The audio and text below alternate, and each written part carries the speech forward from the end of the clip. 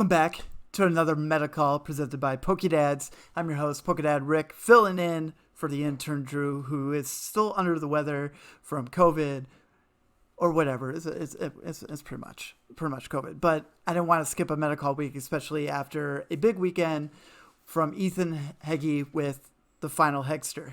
And yeah, we'll just jump right into it. Going into it, you look down the list right now on the screen. It's a bunch of Arceus with Inteleon. You know, you look at it. You know, there's a Moltres here. There, we did get a Mew in the top 4, and Suicune right here in 11. But look at this. Oh, we got a Jolteon in the top 16. Look at that. But pretty interesting 2-day weekend. It was a lot of blast. Again, thank you, Ethan, for having the PokeDads sponsor the event, and all the other commentators that were on it. Was chef's kiss. It was good. So we'll go into it. Zach won the whole thing with Arceus Inteleon with a little spice of Beedrill and our boy Leafeon. It's pretty spicy. I liked it a lot. You're looking at the list right now where we have Arceus, the Inteleon line, 2 Beedrills, Dumbspars. There it is. No one here to correct me. It's a good time. But what's fun about this is Leafeon, if you're able to get it on your first turn, and then using its ability to get a grass energy from your deck to end your turn, you pretty much always guarantee putting an energy down on your first turn, which is super important when you're trying to turn Unova whenever you can to attack. This is the second time in this past week that the Beedrill took first after the second finished at Indy, which happened at the late night for Zach, and then now at the Hegster. What can I say? Grass is best, right? It's a lot of fun. You get the energy down onto the field, and you go for it, right? You go for it.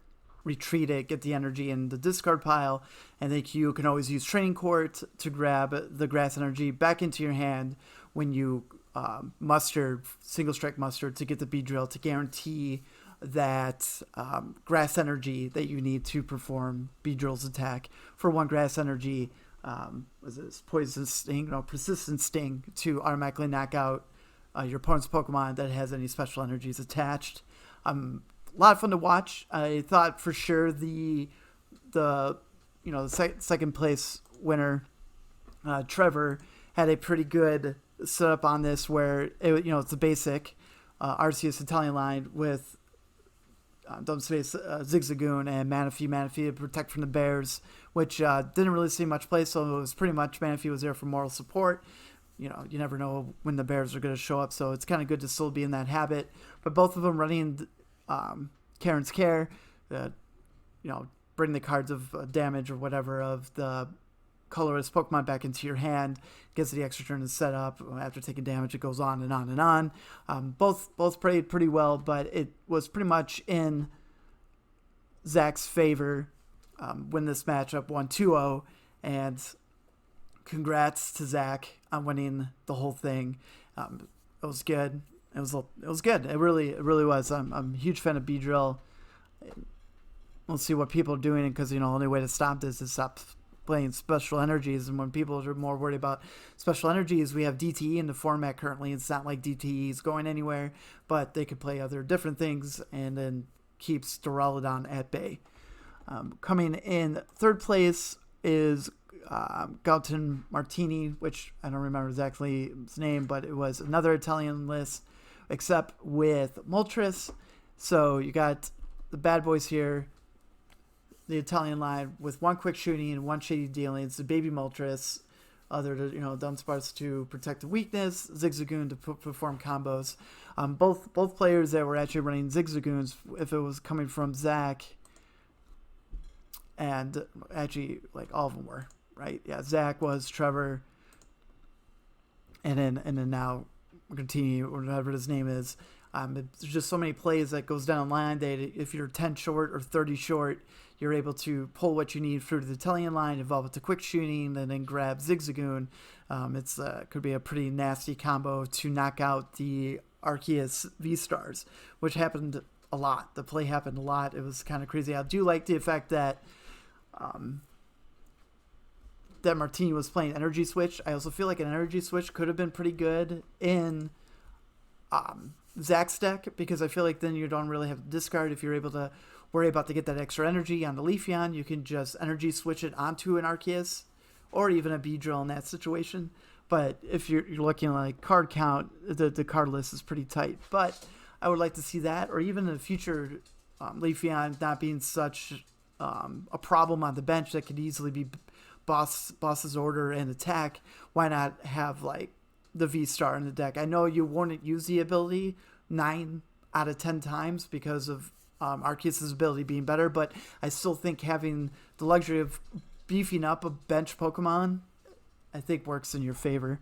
Rounding out in the top 4 of the Hegster, we got Sharnies, Ever-Loving, Mew deck.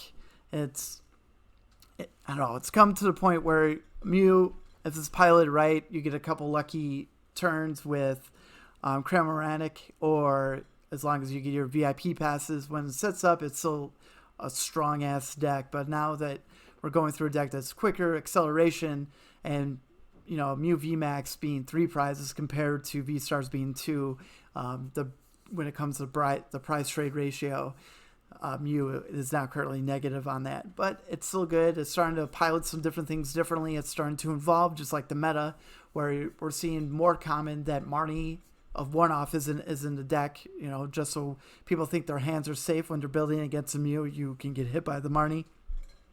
And then now even this Echoing Horn, you'd be going to select different Pokemon, get a V Pokemon from the discard pile and bring it back out to your opponent's bench. They're able to boss it to get another 2 prizes.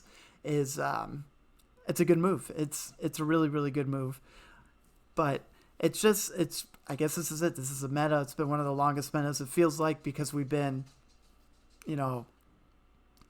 since the end of February, things have been running full force. Regionals coming back, and we got all these tournaments and then championships going around.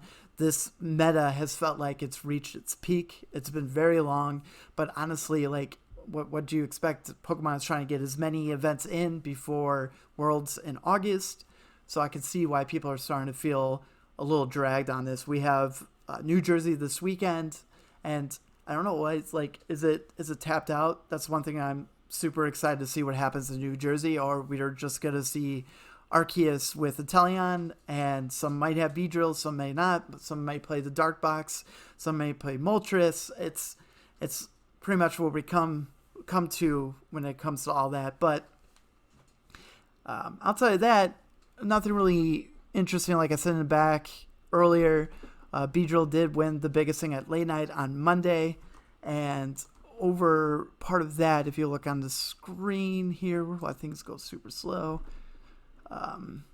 Let's see, we have a guard gauntlet that had 77 players, and Arceus with Malamar took that, with an Ice Rider taking second. And I think Ice Rider right now it might be here to stay. There is some pretty good things going on. And then outside of everything, we go back from yesterday at Sunny's Weekly 51. We had Arceus went 6-0. What do we got here? I should have looked into this more when I started.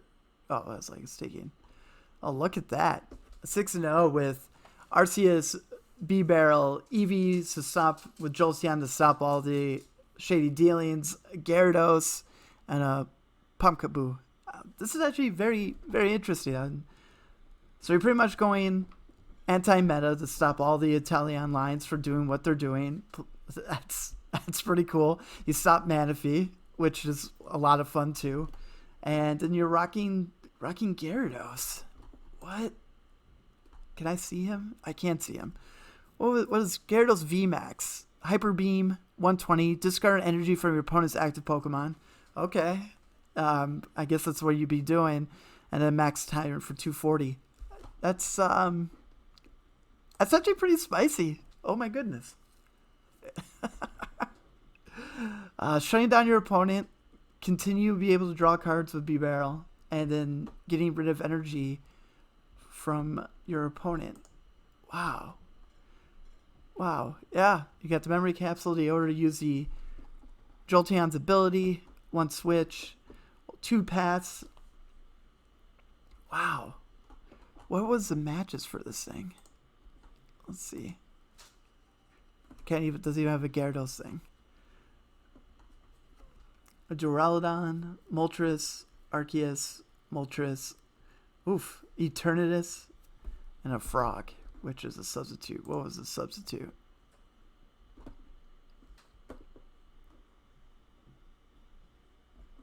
Oh, okay.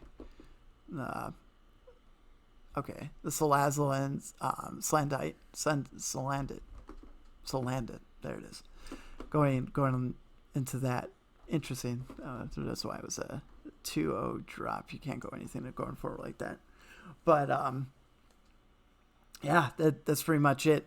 New Jersey again is coming up on this weekend, so we'll see where the meta shifts after that. And then we're 1 week away for Astral Radiance to come out officially, but then another 2 weeks for it to be illegal in any tournament play. So yeah, we still got a little bit to go. But fun fact, remember, all the character rares in Astral Radiance, if they have the D stamp and E stamp or whatever, they could still be used in legal play when they drop, because technically those cards are already out. So if you want to spice up your deck with the character rares that are in Astral Radiance, free, you can use them. So that's all the the Shadow Riders and the Ice Riders, the gold cards, the alternate arts. What else was pretty good in here? Those are the ones that really stick up for me when it comes to that. But yeah, that's the MetaCall. But we'll see you guys Thursday night on Twitch at 9 p.m. Central, or here on Friday when we're talking about all things about prepping for a regional. So, as always, I'm Pokedad Rick. I hope you guys have a good one. Deuces.